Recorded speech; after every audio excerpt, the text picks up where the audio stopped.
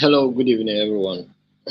Can I hope you're out there and you can see me as well. Good evening, everyone. And how was your day? How is your weekend? I hope your weekend went well.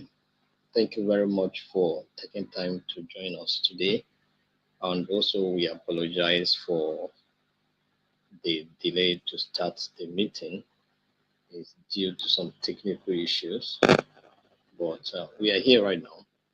So I really want to appreciate all of you for taking time to be part of today's training. Yeah, for the Port Harcourt induction, it was a success. And we want to appreciate those who participated in the induction today. We hope that you had a wonderful time.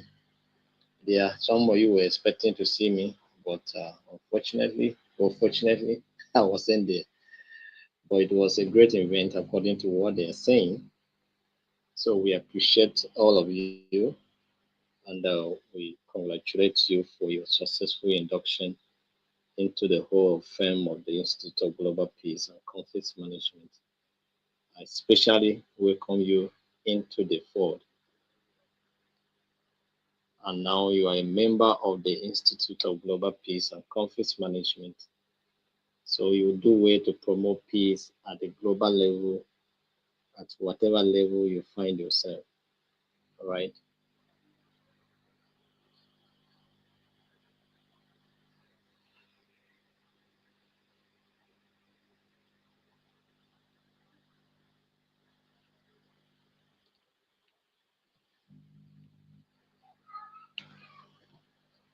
So a hearty congratulations to all of you that were inducted today, and also especially I want to thank the Port Harcourt, the River State chapter of the Institute for doing a wonderful job for the induction. That is their first experience. That was their first experience. They had not done induction before. That was just their first experience. That was their first experience, and they did well. All right. They wanted us to come, but we told them no way, we cannot be able to make it because of the number of people that were to be inducted. All right. Although they were close to 20, or above 20. All right. So, but by and large, it was a success. And so we thank them. But next year, they will be doing that more often. So it will not be a challenge anymore. All right. So thank you very much. Um, Today, we'll be looking at the we started looking at some case studies, you know, some case studies, and we spoke about Israel and the Palestine the last time we met. So today we'll be looking at the case study in Rwanda. What happened in Rwanda? What happened? The Rwanda genocide. We have been talking about Rwanda genocide. Some of us have not taken time to go deep into the matter. What happened? What really transpired that led to the genocide that took place in Rwanda? All right. So this is what we'll be looking at today. So it will be an opportunity for you to know what actually happened in 1994 or between 1990 to 1994. But before, prior to that, there were issues that led to such an event to occur. All right. So as we go through it, you get to know a lot of things that happened at that time. All right. So thank you very much. So for those of you that are from Rwanda, maybe you'll be confirming what we'll be saying here, all right? So that we know that we are saying the right thing. Some of you may not be there when it happened, but you can share your stories with us, or you may have experienced it anyway, and you survive it. You can tell us a good story from it, and we can hear it. Do you understand? I think people at my age should experience it whether as a child or as a young person. You understand? So that is it. So you are all welcome. So you can do way to share this link with someone, invite them to be part of today's training, let them know that the training is free and they can also benefit from it for free. All right? So that is it.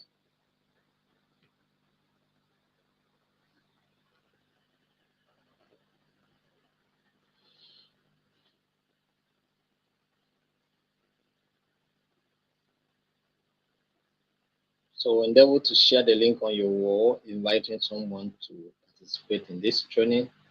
Let them know that it's free. They're not going to pay anything. And of course, you too, you are not paying anything. So don't hide the news. Don't hide the story. Let everyone get to know what is here, what is happening here, so that they can also be a part of this thing. All right. So now we are looking at case studies. All right.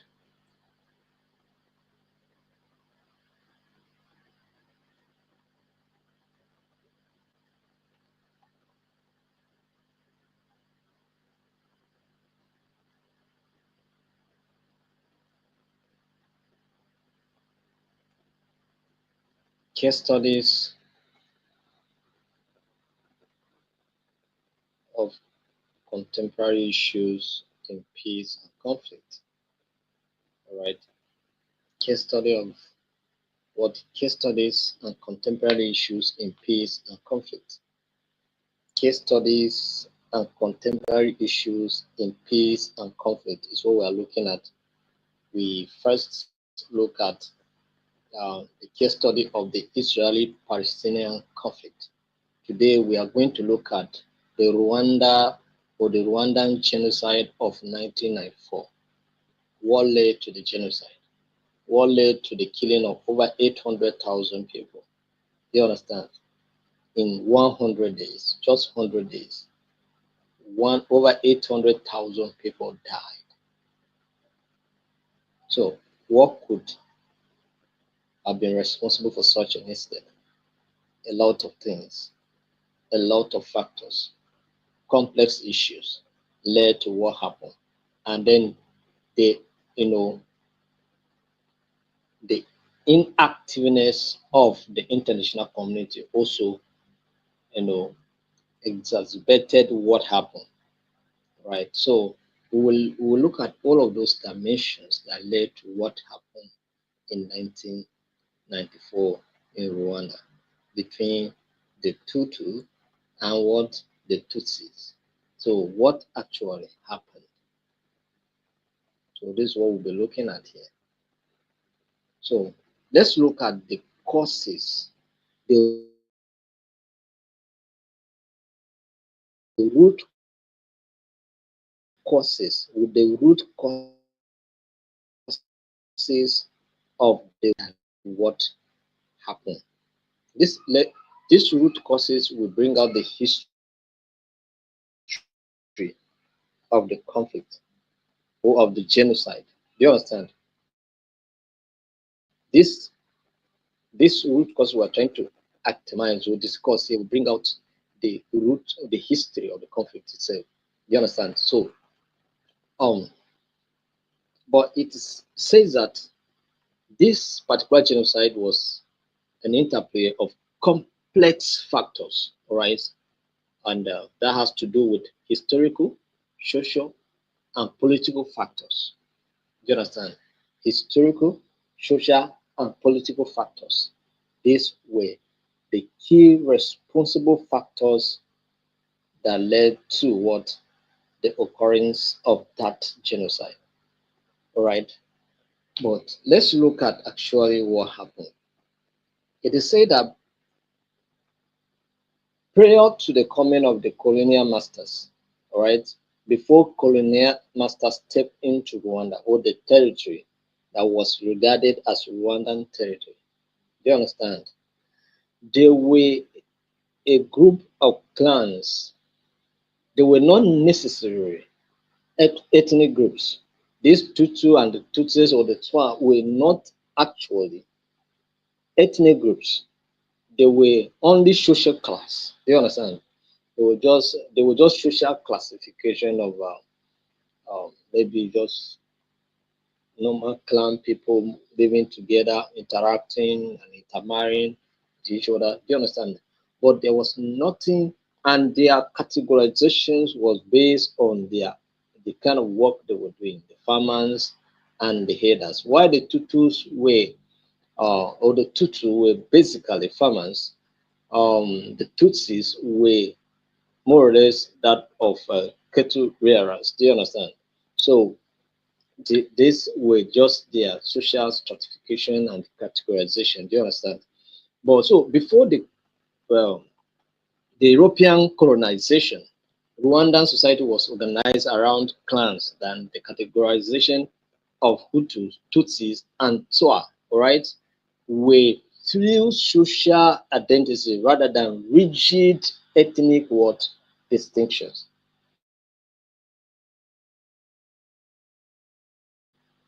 All right. So let's put that in mind because sometimes you understand it was not really an ethnic reason, but although initially it was not an ethnic matter, but the ethnicity of it was being pronounced by the colonial masters. The separation and the distinction, the the identification of the difference and the separation and the rigidity of ethnicity was a creation of what the colonial masters. So, and you know, actually, Rwanda experienced colonial rules under Germany. They also experienced under Belgium. But Belgium was majorly the one that promoted this division. You understand? So the Tutsis were typically cattle herders. The Hutus were what predominantly farmers, and the Twa were forest dwelling hunter gatherers. Do you understand? Twa were just bush people, just basically hunting games and gatherings of game fruits and all of that. So um, they were coexisting, living peacefully, although occasionally differences here and there, but they were also intermarrying. Do you understand? Economic mobility allow individuals to move between these groups based on wealth and social status. Do you understand? So they were moving one another. So there was no friction, there was no issue at all. They were going on with the activities with little occasional tension here and there, just normal misunderstanding here and there. Do you understand? That ordinarily, even in the same tribal people, they used to have such kind of misunderstanding. Do you understand? So there was significant, intermarriages and cohabitations, and these groups share common language. They share what a common language and culture. A common language and culture. They share they share a common language and culture. Do you understand? They share a common language and culture. So there was no such kind of deep distinction among them, except the fact that some were farmers, some were herders. That is the one clan also was herders. That is the Tutu were herders, the Tutsis, cattle rearers, and the Twa were basically the bush hunters and all of that. So but for those that are from Rwanda, if you are telling us that this distinctive ethnic group, even right from time, you let us know. But we get to understand that it was the creation, the categorization, the distinction was the creation of the um, of the colonial masters. All right. So let's look at the legacy the colonial masters left. All right. So Germany ruled Rwanda as between 1897 to 1916, right? 18 what? 97 to 1916. Germany ruled Rwanda indirectly through what? Existing monarchical structures dominated by the Tutsi elites, right? So the Tutsi elites were the ones that we, you know, reporting to Germany. They were governing the territory and reporting to Germany. The colonial master, they came and they make use of the traditional rulers. Do you understand? The monarchs, they were the ones that they took advantage of them and then get to the people. Do you understand?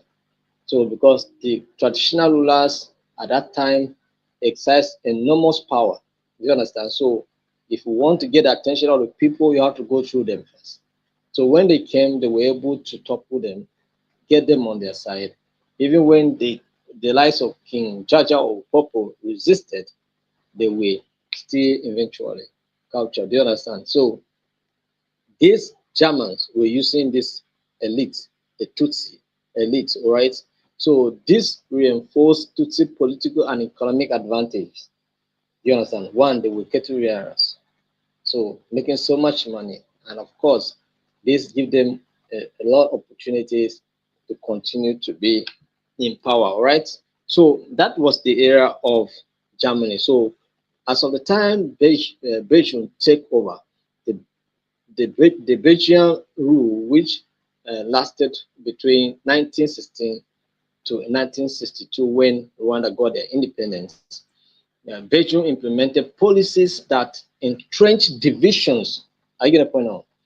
Implemented policies that entrenched what divisions between the Hutus and the Tutsis.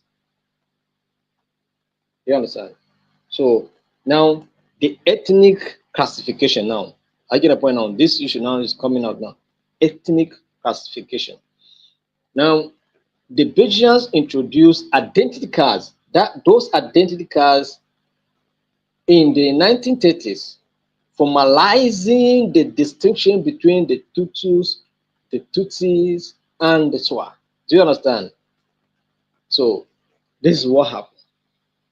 The introduction of the identity card captured these distinctions and make them a distinctive group, formalizing it, do you understand, as distinctive what groups.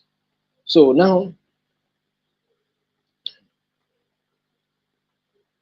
if you look, I don't know, I've forgotten the details on our national ID card, but I think our national ID card also have this kind of identification, this kind of classification that entrench the division in our system. And so that's the reason why we see, first and foremost, we look at where we come from before considering the fact that we are Nigerians.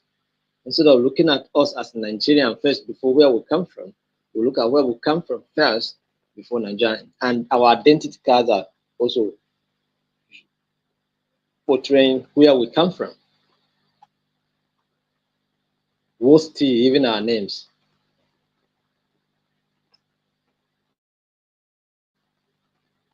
And even the way we speak sometimes. Do you understand?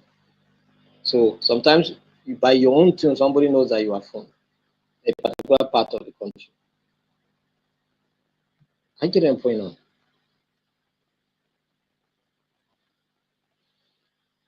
So this identification card bring out this classification, the Tutsis, the Tutu, and that was the mark of formalization of this division.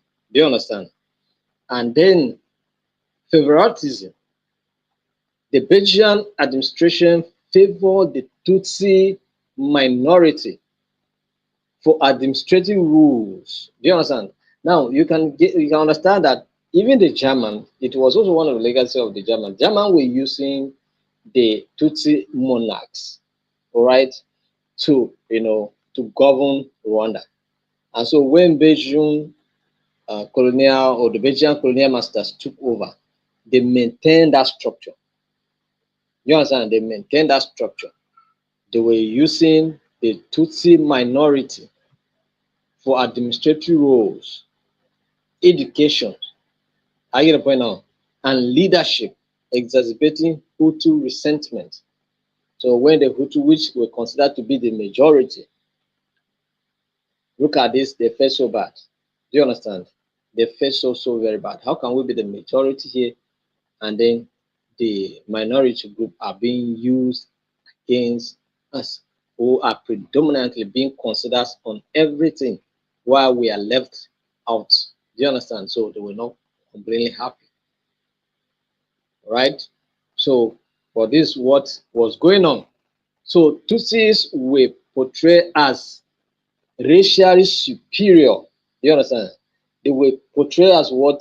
Racially superior and more European.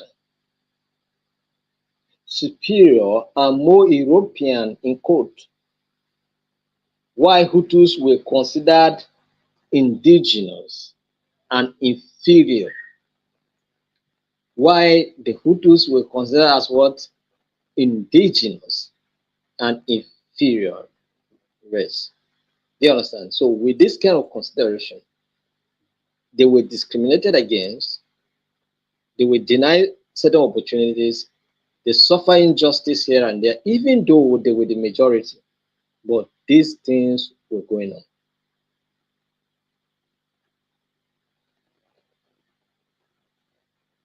I get what I'm saying now. So over time, Hutu grievances grew as they were marginalized in political and economic life under colonial rule.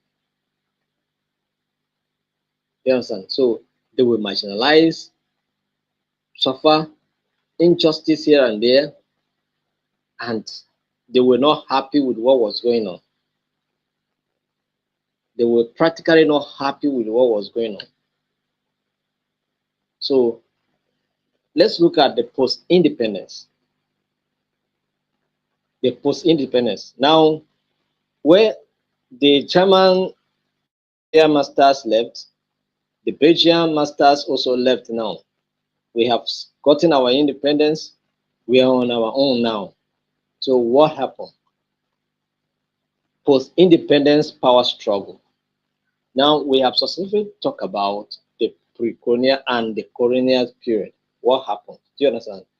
Told you that before the colonial masters came, these people were living as clans. They were living and they had everything in common. Language, culture was common. Do you understand? And then, but they have this social stratification, um, like okay, Tutu, the Tutsis, and so on, and basically they were being categorized based on um, um, their specialization, like cattle rearers, farmers, and the hunters. Do you understand? And then the colonial masters came and began to promote a certain particular ethnic group, maybe find favor in one of the ethnic group, probably maybe because of some certain factors. You understand? And then they prefer to work with a particular ethnic group or a particular group rather against the other, and then pronounce this to a point that it became a division as distinctive ethnic groups. So this is where we are. And now we come to the post-independence power struggle. So Hutu revolution, right? There was a revolution that took place in 1959 to 1962, all right? So this led to the independence of what? Rwanda. Now, in the late 1950s, growing Hutu resentment led to the Hutu revolution, during which Tutsi elites were overthrown because they were even the majority. Do you understand? The Hutus were the majority, and even till now, they are still the majority. And so, violence erupted with tens of thousands of Tutsis killed and many more fleeing to neighboring countries such as Uganda, Burundi, and Congo. So they flee, they left. You understand? They flee and left, and then the Tutsi now took over power. So Rwanda gained independence in 1962, and a Hutu-led government came to power under Grigori Kayibanda, who institutionalized policies that marginalized the Tutsis. I get a point now. So the table have turned now. Under the colonial masters, it was with the Tutsis that were in control because the colonial masters were using them. But now they have gotten their independence. And of course, by population, these people were more populated than the Tutsis. So the system automatically was to favor them, as the political system is based on the majority rules. Do you understand? So, and then they even make it worse by introducing policies that will keep the Tutsis where they belong permanently. Do you understand? As they say, let's keep them where they belong. So they make policies that will keep them where they belong. So it was their time now to also to make sure that they create system that will favor them, imbalances that will make they will use those imbalances to perpetuate their control of the government and the system. Do you understand? Just like it happens in Nigeria here. You know, there are imbalances that help certain groups to continue to perpetuate in power. Do you understand? And manipulate the system and rise to power. Do you understand? So that is what it is. So this was what they were trying to do in, or that's what they did instead in 1960 to going forward. So a Hutu president was there making policies that were, marginalizing the Tutsis. All right. So now let's look at the cycle of violence that occurred as a result of what was happening, right, between independence and the 1994, which is the genocide. Periodical massacres of Tutsis occurred. Do you understand?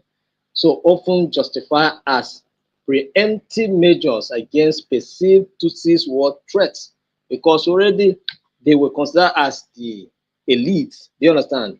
They were more favored. So they also have resources. They had opportunities. They had connections. So anyone that seems to be a threat automatically they were taken down. Do you understand? So those kind of violence and those kind of attacks, those kind of threats, those kind of intimidations were there.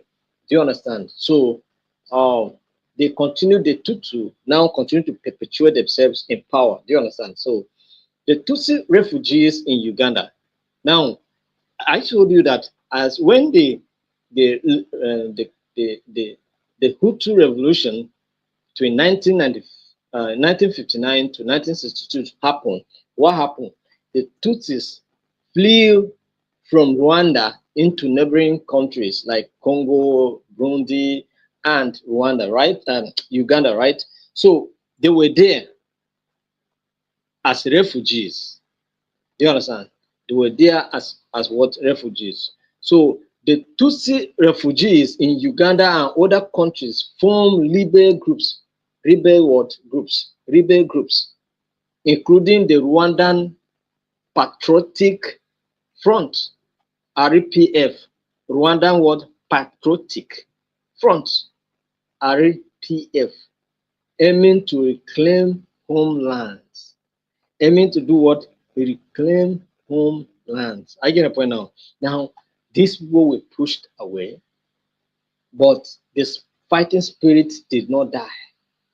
They say we cannot continue to remain as refugees in foreign land. We must go back and take our homeland. So they formed a rebel groups, and maybe they must have gathered resources, must have, because bad way they were elite, they were in government, they had connections. I get the point now. So, and it was easy to also rehearse with the colonial masters at that time who left to support their activities. Do you understand? Since they were being favored. So it was easy for for for them to rehearse with them and then also get whatever support they need from them. Do you understand? So it was not an issue. I get the point now. For them to get whatever they wanted.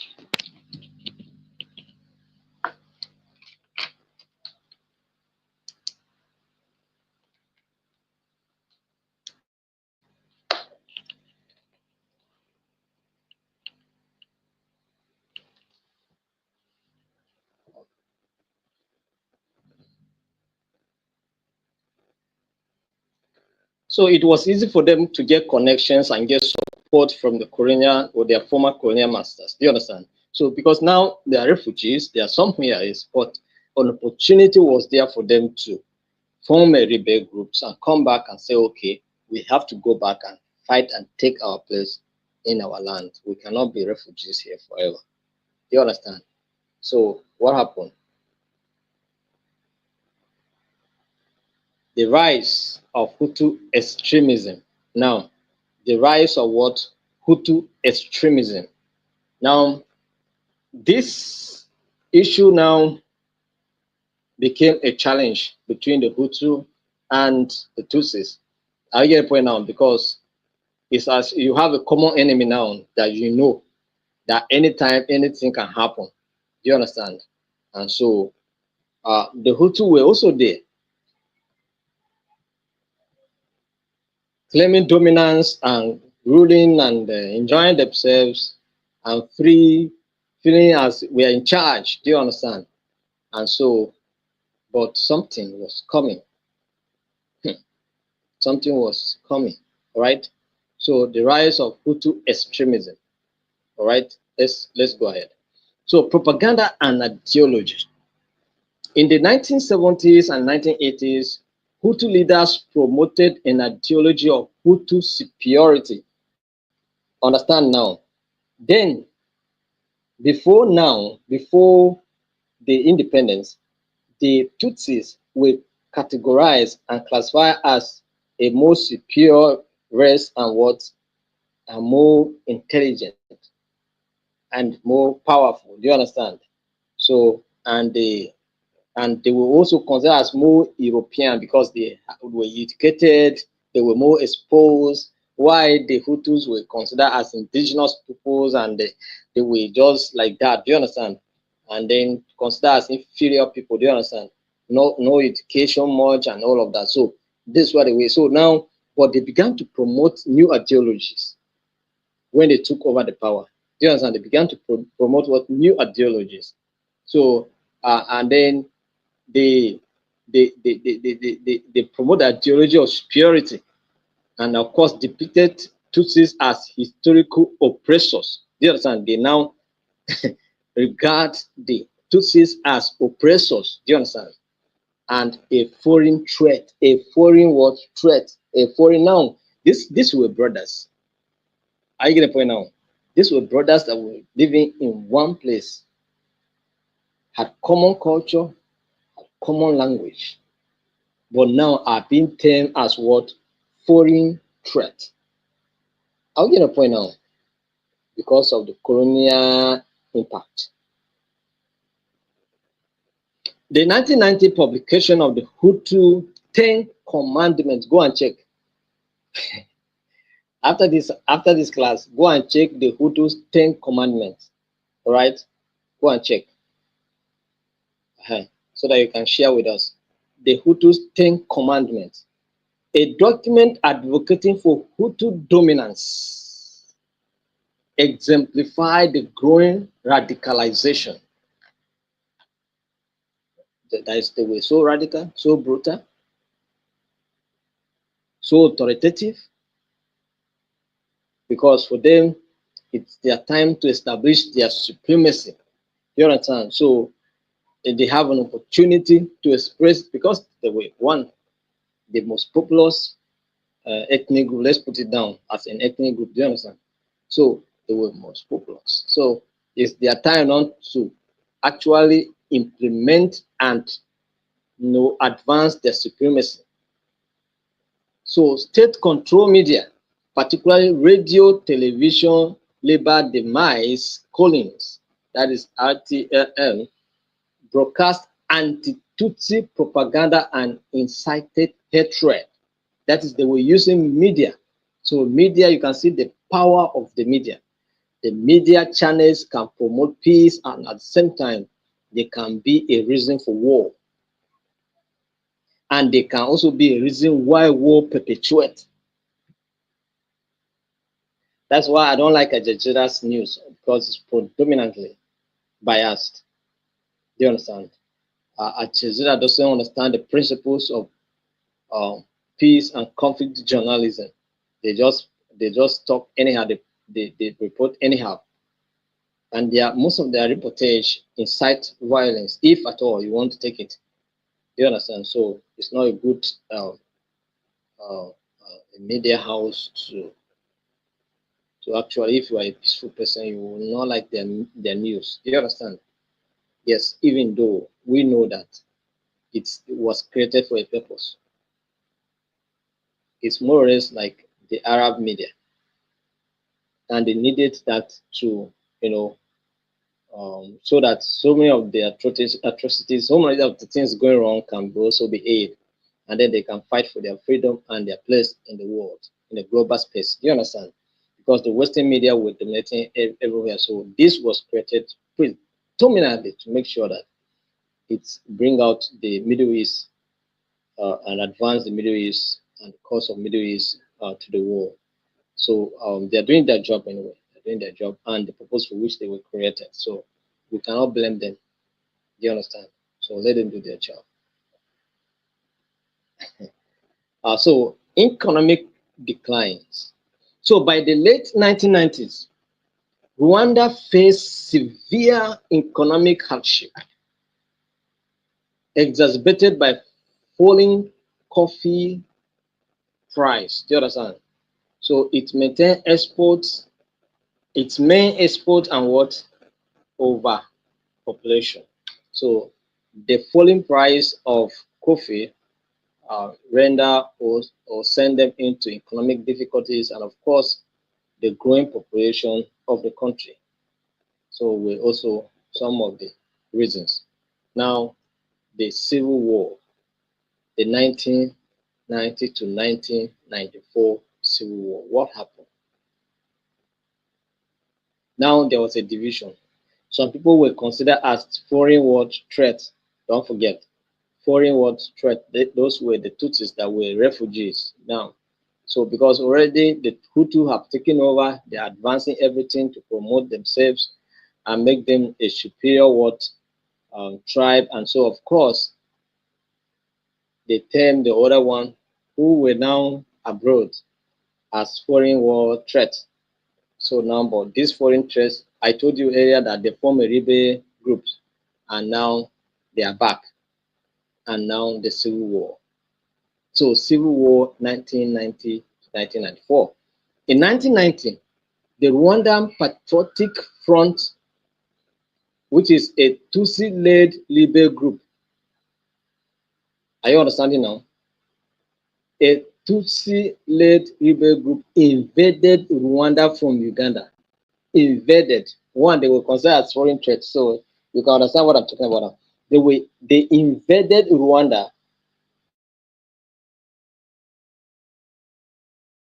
seeking what? Seeking to overthrow the Hutu-led government. That was the target. Because they say we want to come and reclaim our land, our homeland. So the target was to overthrow the what? The Hutu-led government. So what was the result? What was the result? The Rwandan government responded with mass arrests of Tutsi and intensified anti-Tutsi propaganda, portraying all Tutsi as accomplices of what? The RPF. Now, those that were left behind has to suffer the consequences of the actions of RPF. So massive arrests because they felt that those that were at home connive with the ones that were refugees to carry out what happened. So they began to arrest and then promote anything against anything Tutsi was just a bad one. They don't want to hear anything. So medias and every instrument they could use to make sure that the Tutsi will put where they belong, they use it. Do you understand? So so what happened? What happened is that when this came and these arrests were going on, there was a call for peace agreement so that peace can return and maybe these people can come back. Do you understand? So a peace agreement, the Arusha Accords, Arusha, the Arusha Accords, which took place in Tanzania, was signed in 1993, but extremist factions within the Hutu government opposed its implementation and began preparing for genocide. Do you understand? So even though a peace accord was signed, but now we told you the rise of what the Hutu extremists. All right. So even though the peace accord was signed, but the extremists of what the Hutu ethnic group say no, we will not accept this. We will not accept that. So what happened? Now there was a trigger. Something happened that led to the genocide. On April 6, 1994, the plane carrying President Habyarimana was shot down, killing him and the president of Burundi. You can imagine, two presidents were killed. The aircraft carrying President Habyarimana was shot down, killing him, and that's the president of Rwanda, killing him and the president of Burundi. This event acted as the catalyst for what? For the genocide. Now, a president of the Hutu, that is a leader of the Hutu origins, was killed, who was the president. And also a neighboring country president was also killed. And so the Hutu take this attack as a confrontation they will not let go. They must respond. Do you understand? And the response was very, very, very, very heavy. Why the perpetrators of the attack remain unknown, because the Tutsis did not claim responsibility. So, but the Hutu assume that they have no any other enemy to do this except the Tutsis. And if at all, maybe they may have, or maybe an enemy from within could have done that, but they didn't put into that consideration. They consider that they have a common enemy, which is the Tutsi, and this could have been done by them. So it's to just face them and settle scores and settle matters. Do you understand? So the Hutu extremists blamed the RPF and used it as a pretext to launch coordinated attacks on Tutsis and moderate what Hutus. That is the way, attacking both, but their major concern was on what? The Tutsis. So massive attacks.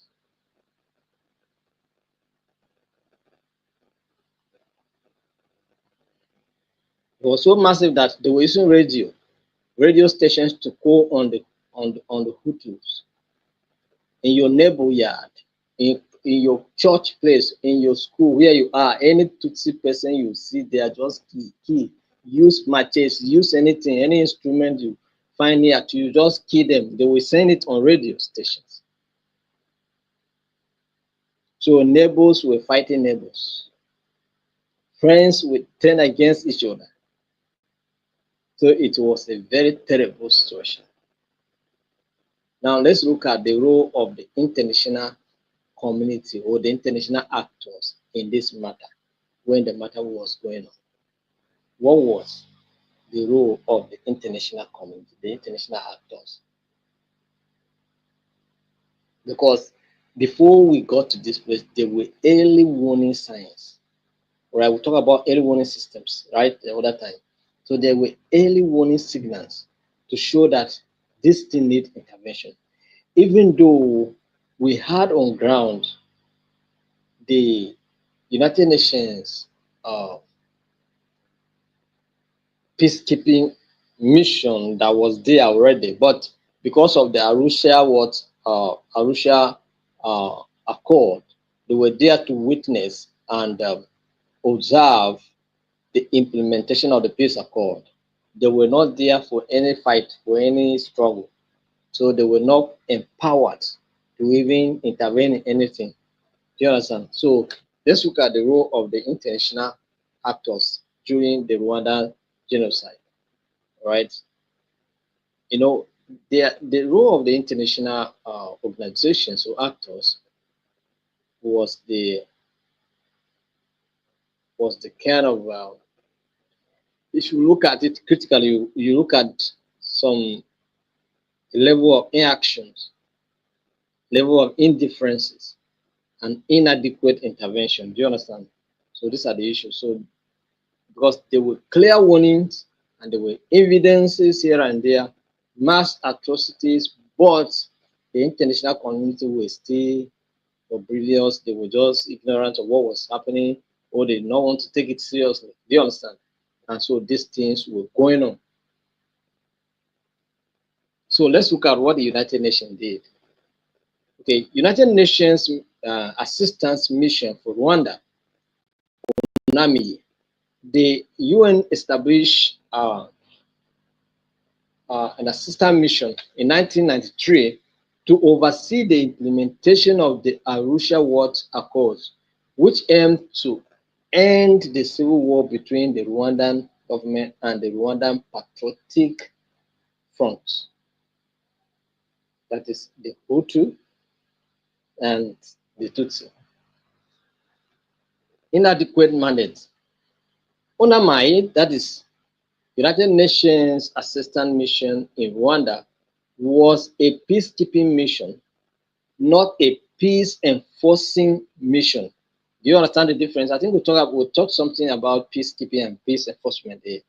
So we say that peacekeeping is a group of either personnel or civilians lightly armed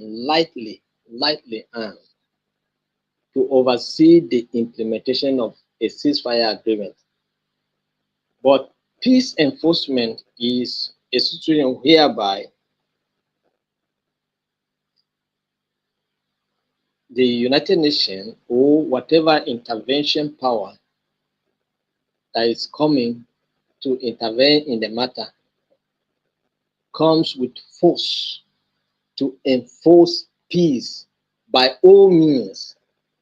That is, there must be restoration of peace by all means. If by power we give you power. Do you understand? So they are well equipped, heavily armed, and ready for any eventuality.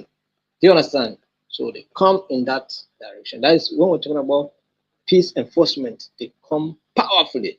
But peacekeeping, they are lightly armed. That is, and the level of arm is not to intervene in anything. It's just to see and observe what is happening to make sure that implementation of the ceasefire agreement is just going on smoothly.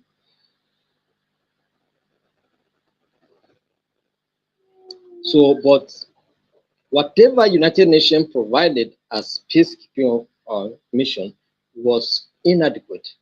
It was not enough to intervene in what was going on. The force was underfunded, poorly equipped, and restricted to monitoring the ceasefire rather than stopping mass killing. So it was not their job to go and stop anything killing. Their job was just to monitor and observe the ceasefire implementation. That was their mandate. They were not mandated to go and enforce any peace. I get the point now. Their own was just to keep vision, keep watching, and see how these people implement this agreement. That was their mandate. So, warnings ignored. UNAMI's Commander General Romeo Dalai warned the United Nations of imminent violence months before the genocide. In January 1994, Dalai sent a fax, the genocide fax, detailing plans for mass killing and requesting permission to seize weapons. Permissions to do what? Seize weapons from the rebels or from whatever group. The request was denied. You see, you know, the complicity of this issue. The United Nations here also at fault. You understand? Because they were true enforce that, but no way. They refused to take advantage of the report and do something. Rather, the request of this general was ignored. Failure to reinforce when the genocide began. When the genocide began, the United Nations reduced its troops instead of reinforcing people to come and help and maybe increase the mandate of the mission, or the purpose, or use the force on ground and change their mandate from just peacekeeping to peace enforcement. They did not do it. You understand? They rather withdraw their troops. You can imagine. So it was like it's a coup. They were just planning a coup. What was the essence? So they withdrew their troops instead of increasing it. So after the murder of 10 Belgian peacekeepers, the United Nations Security Council withdrew most of UNAMI's forces, leaving only a symbolic presence. Nothing else. They withdrew all their forces, they withdrew everything that they kept there. So what happened? A belated resolution in May 1994 authorized an increase in troops. That is after they withdrew. They now felt that we shouldn't be withdrawn, rather let's do something. So a resolution was passed, and then they decided to increase the troops and return back again. But by the time they arrived, the damage was already done. You understand? Because the civil war lasted for only 100 days, only 100 days, only 100 days, and over 800,000 people. I told you they were even calling on radio stations. That is, if as I'm here now in my house here now, my next neighbor here now, if I pussy, I will just go and kill you. If you are still around, though. If you run to church, we'll go and kill you. Run to mosque, we'll go and kill you there. Anywhere you run, we'll kill you.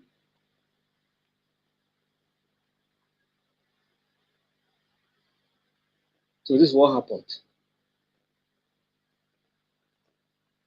Now, what was the role of the United Nations, or the United States of America rather? So reluctance to intervene, because they were reluctant to intervene because they intervened in a situation that did not go well. That is in Somalia, and they did not want to intervene again. Most especially, they don't want to be blamed for African problems. So they excuse themselves. Do you understand? They excuse the USA. The US was hesitant to label the violence as genocide, as doing so would have obligated intervention under international law. Scared by the 1993 Somalia intervention, the Black Hawk Down incident, the US avoided becoming involved in another African conflict. Do you understand? So they excused themselves, and they instead of labeling what was going on as a genocide, they were talking about attempts, or a genocide attempt or whatever, using languages that did not confirm that what was going on is a genocide. So bureaucratic obstacles. US officials deliberately avoided using the term genocide in public statements, referring to the killing as an act of genocide, but not genocide, an act, to downplay the severity of the issue. So the US also blocked efforts to reinforce UNAMIS and failed to use its influence to mobilize international action. Do you understand? So that was happening. So you can see the withdrawal of troops, and then also the refusal to reinforce was also the, the fault of the United Nations. All right. So France. So support for the Hutu government. France has strong ties to the Hutu-led government of President Juvenal Habyarimana, and provided military and financial support before and during the genocide. France supported Operation Noiraut in 1990 to 1993, a military mission aimed at bolstering the Rwanda armed forces during the civil war with the RPF. So now you can see there were also other interests in place. And of course, you never can tell who shot a president down with the president of Rwanda. Do you understand? Because there were other forces on ground, but they were just looking for an opportunity to escalate the conflict. And the killing of the president and his neighbor president was also a reason enough to escalate the conflict. Supported and key for conflict to continue. Do you understand what I said? I said supported and killed so that the genocide will happen. That, that is colonial masters for you. It's like the devil giving you bread by the right hand and collecting it by the left hand. So Operation Tokyo's in 1994 June, France launched Operation Tokyo's, a military intervention ostensibly to create a safe zone in southern Rwanda. That is, the aim was to continue to protect the Hutus. So critics accused France of protecting genocidal Hutu leaders and allowing them to escape into what neighboring countries, prolonging instability in the region. You see, colonial masters cannot help you to kill yourself. So Belgium legacy. Colonial legacy. Belgium colonial policies of ethnic classification and favoritism exacerbated Hutu Tutsi divisions, laying the groundwork for future violence. Withdrawal of troops after the murder of 10 Belgian peacekeepers in the early days of the genocide. Belgium withdrew its troops, further weakening UNAMID's ability to respond. So this withdrawal signals a lack of international will to confront the violence and embolden what the perpetrators of the genocide. So when the genociders look at it that okay, nobody is willing to come in, or nobody is coming for the aid of the Tutsis, so they began to even use radio station, call people, use matches, use any weapon close to you, next to you. It's a weapon of destruction. Just go ahead. Do you understand? And this war. So the Organization of African Union, what did OAU then did? They could not do anything practically because they were largely, incapacitated. They lack resources to do anything. Do you understand? Just that some neighboring countries were assisting to manage the humanitarian crisis, but nothing much. The media and public opinion, lack of media coverage. Western media initially failed to report the full scale of the atrocities, focusing instead on the civil war between the Rwandan government and the RPF. The framing of the crisis as tribal violence downplay its systematic and genocidal nature, reducing public pressure on governments to act.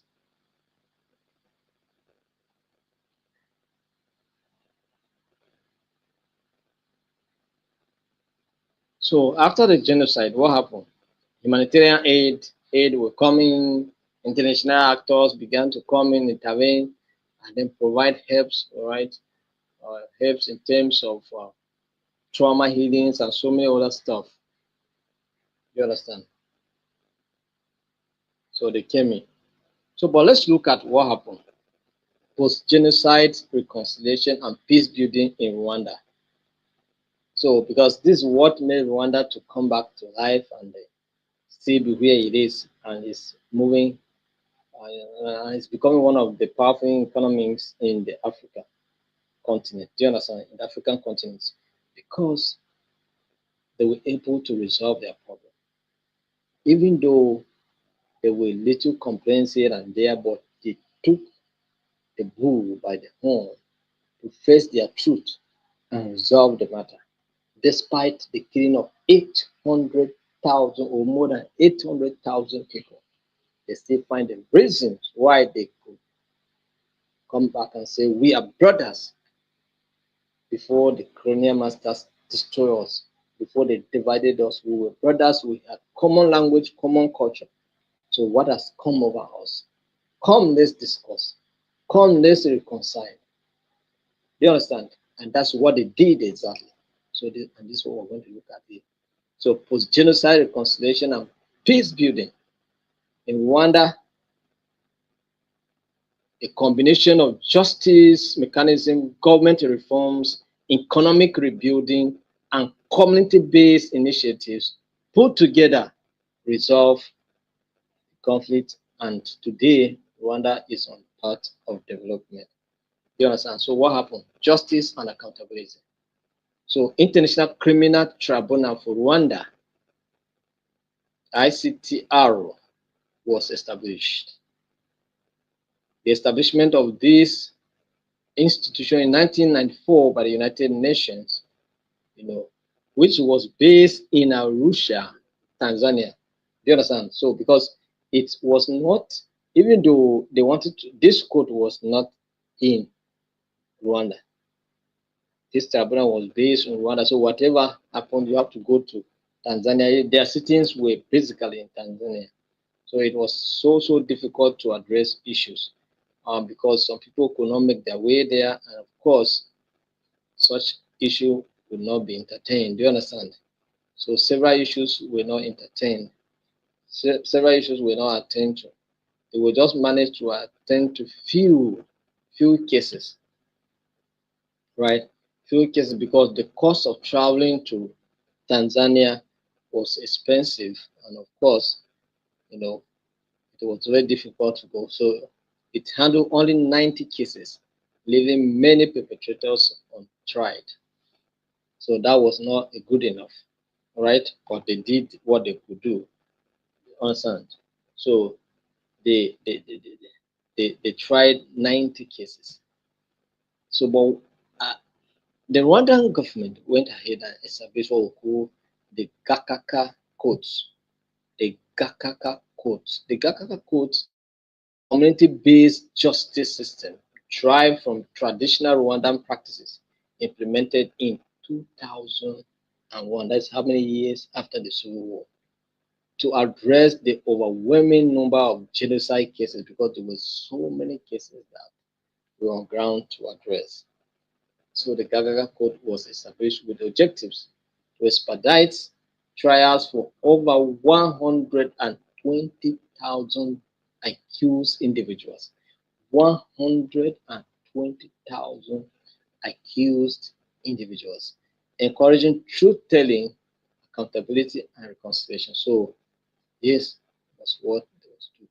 So process, local communication, community members serve as judges. Local community members serve as judges, and trials took place publicly. So you have to come, gather here and begin to try. So you so person, you Ambassador Halima, on so occasion, you did so this. Ambassador Halima, I'm not saying you did anything, I just like your name. That's why I'm calling it. Okay, let me call another person. So you, Ambassador Paul, you did so this. So it was a public discussion, and all cases were tried publicly. So do you understand? So what was the outcome? More than 1,000,000 cases were tried. More than what 1,000,000 cases against the international organization. 90, only 90, but a local court was able to address over 1,000,000 cases, offering a sense of justice and closure to many survivors. So those that survived, receive justice.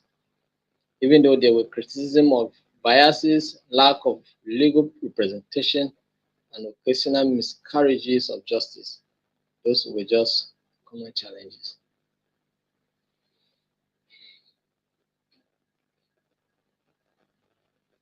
Local and national reconciliation efforts. The government promoted forgiveness and coexistence, discouraging revenge and retaliation.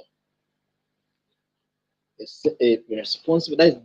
That's just what a responsible government can do. Unlike our own here, after the Civil War in 1963, 19 to 1966 to 1970, it is just a bad situation. We promote division openly, we don't care. But we say we are one Nigeria. But no, we are not one Nigeria. We are a divided, multi-divided Nigeria. Our oneness is questionable every day, anytime. You understand? In political appointment, you see the division. In civil service, you see the division. In educational system, you see the division.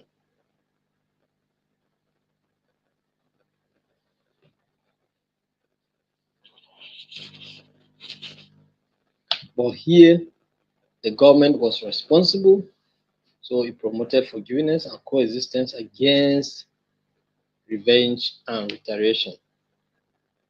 So, laws prohibiting genocidal denial and hate speech were enacted to prevent a resurgence of violence. Governance and institutional reforms. Unity and Reconciliation Commission was created. All right. It was established to promote national unity and address divisions. You understand? National unity. So we need a truth-telling commission in this country. National Reconciliation Commission. We need it in this country. Their job should be focused on reconciling the warring ethnic groups in Nigeria. The job on national orientation is national orientation is cannot do this job. We need a better institution that will particularly handle this matter. Conduct public education campaign on reconciliation and coexistence. So abolishment of ethnic identity card. You can see, a government that want to move forward. Truth. So the government banned the use of ethnic labels, Hutu, Tutsi, Twa, in identification documents, promoting a unified national identity. Are we together now?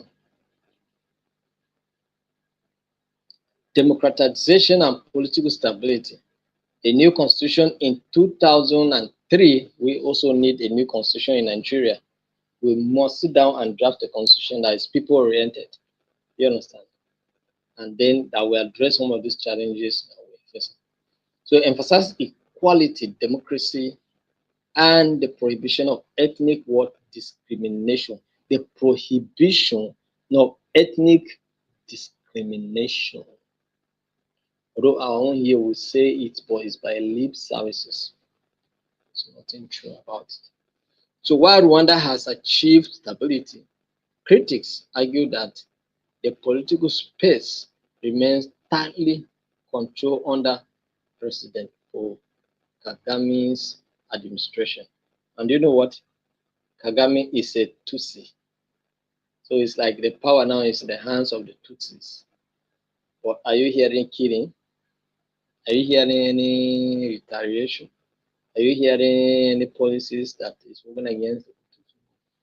Even though Kagame has been in power for a very long time, nobody formed a liberal group to go and attack again. Even the majority group is not forming because the issue of division has been destroyed. Do you understand? Division has been destroyed, so they consider everybody as one. We are one nation. We want people, common language, common culture. So why should we?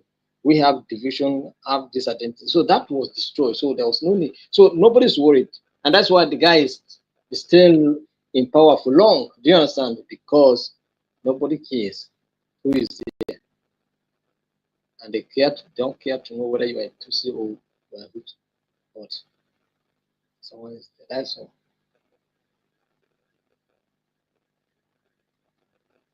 Trauma healings and psychological support. So people that experience sexual violence, because over 250,000 women were sexually abused and raped. Do you understand? So all of those issues we address. Okay, memorialization. So memorials will also set aside to commemorate um, that the experience. The Kigali Genocide Memorial was established to honor victims and educate future generations. Economic rebuilding was also carried out. Remarkably, Vision 2020 was established to bring development in Rwanda. And of course, Rwanda has been doing just that. Promotion of reconciliation through cooperative survivor and former perpetrators were encouraged to work together in cooperatives, particularly in agriculture and small businesses.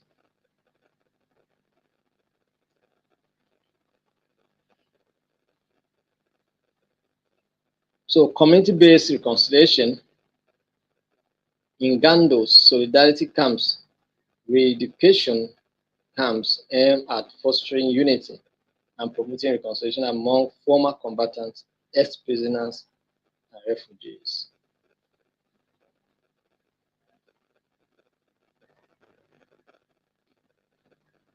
Youth engagement programs were introduced to involve youth in reconciliation efforts, ensuring that the next generation internalize values of unity and peace. Role of religion and civil society. Religious institutions play a significant role in promoting forgiveness and healing, despite the controversial role during the genocide. Civil society organizations provided platforms for dialogue, trauma healings, and community rebuilding. You understand? Challenges and criticism. Authoritarianism. Critics argue that while Rwanda has achieved remarkable stability and economic growth, political freedoms and dissent are restricted under Kagame's leadership.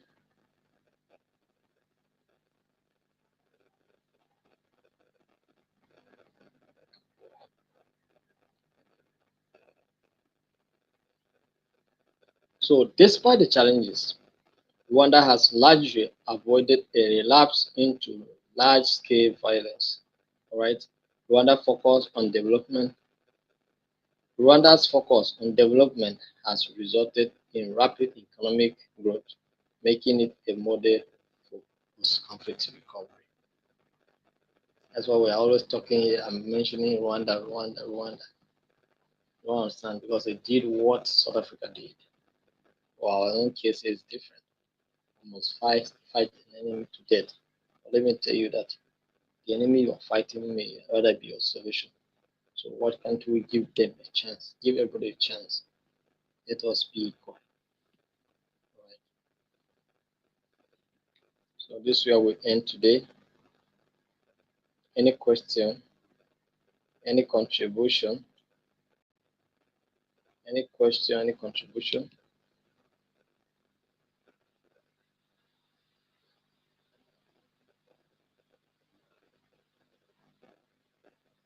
Any question? Any contribution?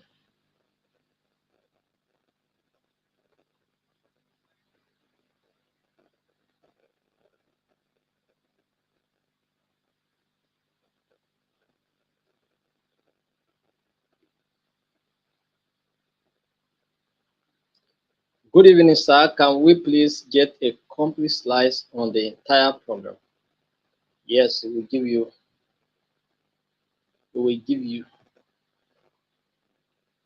We'll give you manual, all right? We'll give you manual. So don't bother. Part one will soon be ready. I'll work on them by tomorrow. I'll work on them tonight, put them together tomorrow. Um, hopefully, maybe I'll share them with you before part one. Then part two will also come back, be prepared subsequently, and so we get it done. All right. Why is it that almost all the countries colonized in Africa by the colonial masters are at war and they also incite conflict? So you think they love you, Abby? They don't love you. You must love yourself and help yourself. If you see in Nigeria here, there was no need to. I don't think there was any need for the amalgamation that took place in 1914. You understand, of the Southern Protectorate and the Northern Protectorate. But the organization and the bringing together of the two protectorate was for this kind of experiencing we're happening now. They believe that our unity will be a threat to them because Nigeria being the most populous country, if Nigeria can agree and Nigeria have a one purpose and have a one focus, then Nigeria can beat any economy in the world anytime, any day. So it's better to make Nigeria belong to where they are. And you see, one thing again is that you see one of the tribes in Nigeria, all the tribes in Nigeria have their own potentials. Do you understand? They have their uniqueness. All right. In terms of uh, in terms of farming and in terms of agriculture, the northern part of the country has the ability to be productive in agriculture. You understand? And this is something that we need to do well. When it comes to industrialization, then the Igbos have it. And one thing that moves a nation is industrialization. It's nothing else. Yes, we need agriculture so that we can eat and industrialize. And if we can give the Igbos opportunity to also govern, you understand? Then it can complete us. We are eating food. We are going to school, which the Yorubas have education. We are well educated. We have brains there. We have food to eat, so to say. If not because of Boko Haram, we have food to eat. But now, where is industrialization? And that's what can make Nigeria powerful. And then they say, don't give them. Because the people that are saying don't give them knows way that if they give them Nigeria in a few years can be transformed. Nigeria can become something else. Do you understand? And they don't want to give it. So that's why they are promoting this division. Whenever someone is coming from that end, coming with good ideas, they say, no, no, no, no, no, no, no, no. Come to Chatham House. Come to Chatham House. All of you should come to Chatham House. Come to Chatham House. Let's discuss. No, no, no, no, no, no, no, no, no. We cannot. We cannot give this one. It's too wise. It will give him problem. Rather, cause division. Cause division. Use religion. Use everything. Some will come and sponsor groups and give groups money and begin to make noise. Some begin to call press conferences and say all manner of things. Dangerous pronouncements. Do you understand? Individuals. Dangerous pronouncement will say don't vote. A certain particular group should not vote in a particular group in a particular state. It doesn't make sense at all. And then the division continues. And as the division continues, our wretchedness, our wretchedness, our wretchedness, our wretchedness. Do you understand? But that's what they want. So don't think that they loved you. The colonial masters loved you. No, they did not love you. They love your resources.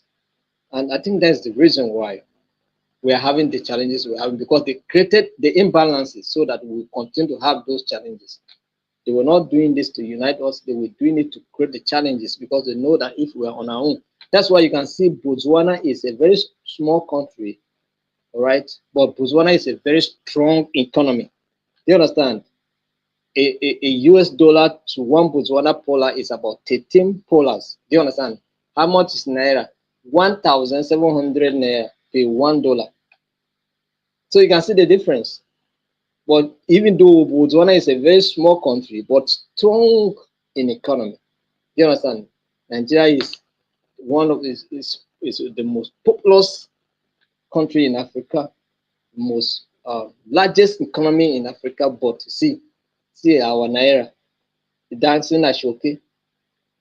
Today is going up, today is going down, tomorrow where it's going, you don't even know whether naira has a future or not. So all these things are caused by these imbalances. So it's left for us, first and foremost, to call for a national reconciliation and tell, just tell ourselves the truth that we have been misled. We have been misled. We have been put in disagreement and in antagonism. So we keep antagonizing ourselves and then we are moving nowhere. We turn around and fight and return back to square zero. Do you understand? When Jonathan was say, oh, if we allow this guy to come back again, it will be so challenging. So let's bring all manner. They bring all manner of creations. They bring all manner of step propagandas, and you can imagine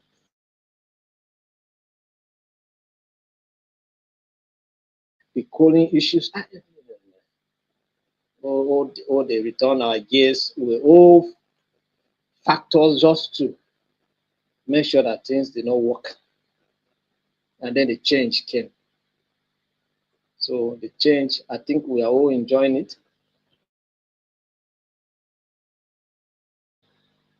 You understand? And that's what we're doing here.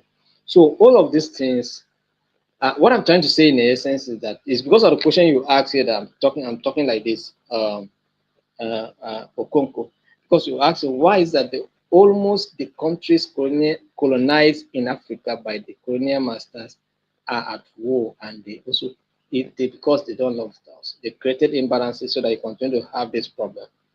So the more you have this problem, it's the gooder for them. Do you understand? Uh-huh.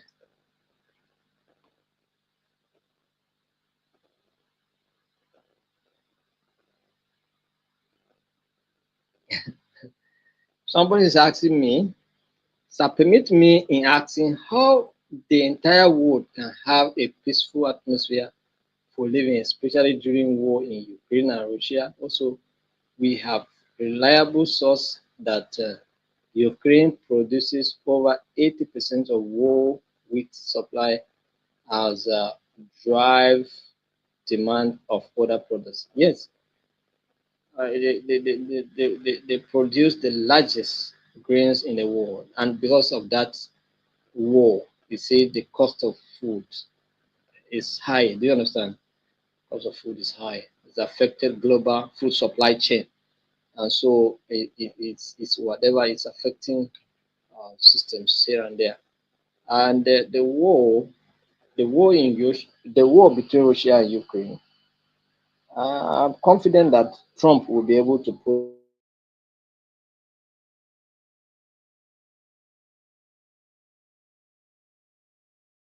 this involved once they make up their mind that despite what has happened, we can let go and then make some sacrifice here and there and move forward. Then it's possible that the conflict can resolve. But I can tell you that we achieve peace, right? And this is the best way we are going now.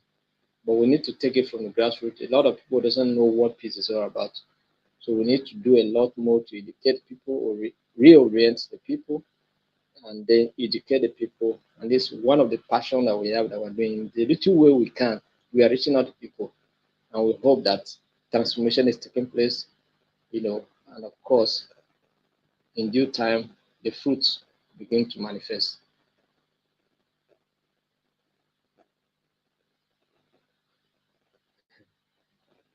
So somebody from South Sudan is saying something. He's saying that how we South Sudan can also focus on development rather than tribal wars, intercommunal conflicts.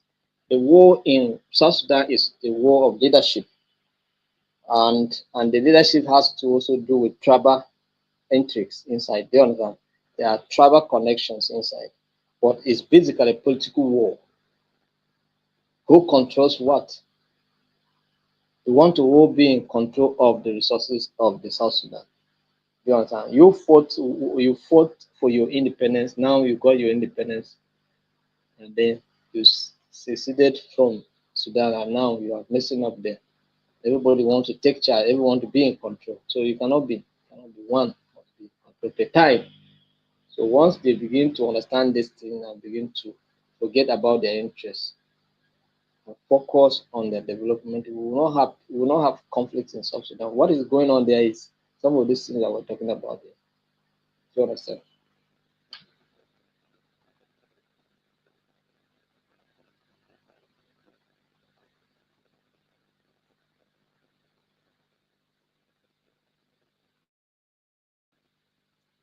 So thank you very much. I think this is the much we can take for today. We'll see tomorrow by 7 p.m.